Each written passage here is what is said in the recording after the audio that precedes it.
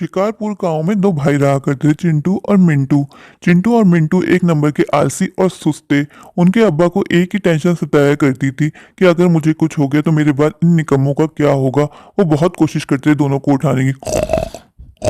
चिंटू मिंटू जागो, बहुत लेट हो गया, मुझे काम पे जाना है। कब उठोगे तुम दोनों? एक नंबर के आलसी और निकम्मे हो गए। अगर मुझे कुछ हो गया तो इन दोनों निकम्मों का क्या होगा। ये टेंशन मुझे दिन ब दिन और बुढ़ा करती जा रही है और बीमार करती जा रही है, पर मैं क्या करूं। ये दोनों मेरी बात सुनते ही नहीं है।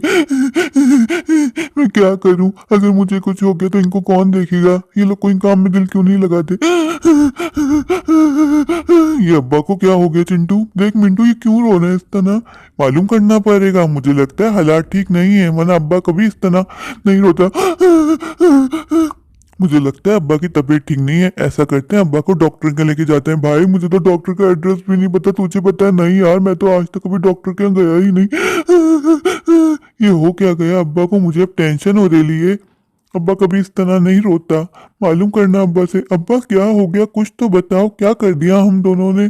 चिंटू मिंटू, मेरे जाने का टाइम आ गया, अब तुम दोनों को अपना ध्यान खुद रखना होगा। अब्बा हमें छोड़ के मत जा, हम तुम्हारे बगैर कैसे जिएंगे अब्बा।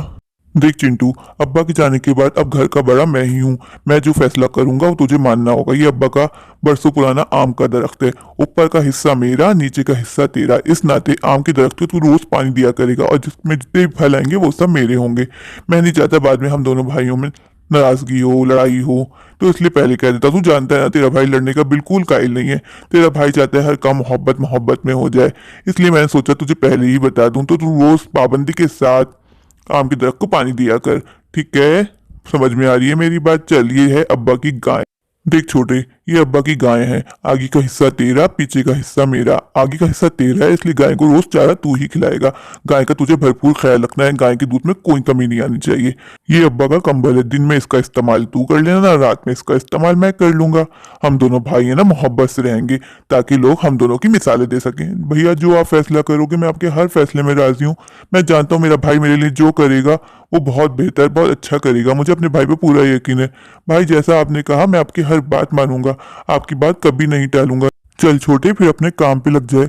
अरे अरे अरे, कितने बड़े बड़े आम आए इस बार। लगता है छोटू पानी जबरदस्त डाल रहा है। इतने अच्छे आम तो अब्बा के जमाने में भी कभी नहीं आए। आई प्राउड ऑफ यू छोटू। इस तरह काम में दिल लगा के रख। देख कितने अच्छे आम आए। देख कितनी मेहनत करता है मेरा भाई। भैया इतने प्यारे प्यारे मजेदार आम आए, एक दो आम मुझे भी दे दो। मुझे बहुत भूख लग रही है, मैंने सुबह से कुछ नहीं खाया। छोटू, तूने मेरी आम पे नजर कैसे लगाई?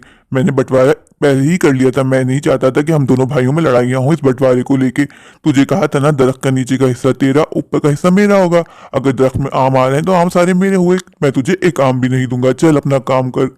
मुझे बहुत भूख लग रही है, मैं क्या करूं? भैया एक आम भी नहीं दे रहा, ऐसा कैसे होता है? इससे अच्छा तो अब्बा के जमाने में था। अब्बा मिल बांट के हम दोनों को आम दिया करते थे। ऐसा कैसे चलेगा? मैं तो लुट गया, मैं तो पिट गया। मैं अब क्या करूं? अब्बा तुम क्यों चले गए मुझे छोड़ के? छोटू जल्दी जल्दी चारा खिला, मुझे दूध निकालना है। तू चारा सही नहीं खिलाएगा तो गाय दूध नहीं देगी।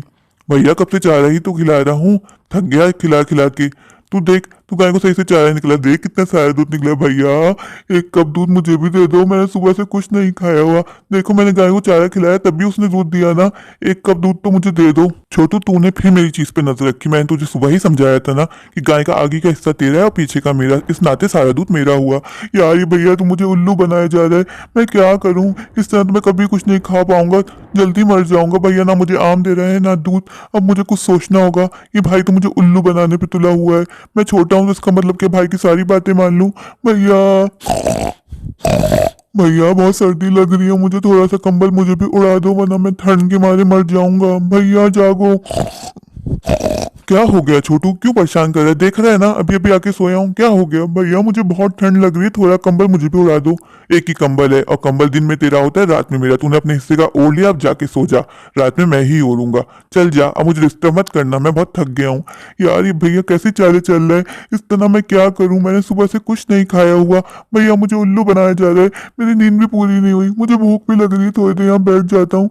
आज अब्बा की बहुत याद सता रही है। काश अब्बा होते तो आज ये सब कुछ मेरे साथ नहीं होता। सही कहते हैं, इंसान को इतना सीधा साधा नहीं होना चाहिए।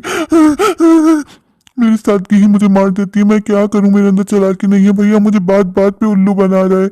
अब्बा तुम वापस आ जाओ, मुझे क्यों छोड़ के चले गए? अब्बा कहाँ हो तुम अब्बा? क्या हो गया बेटा, तुम क्यों रो रहे हो?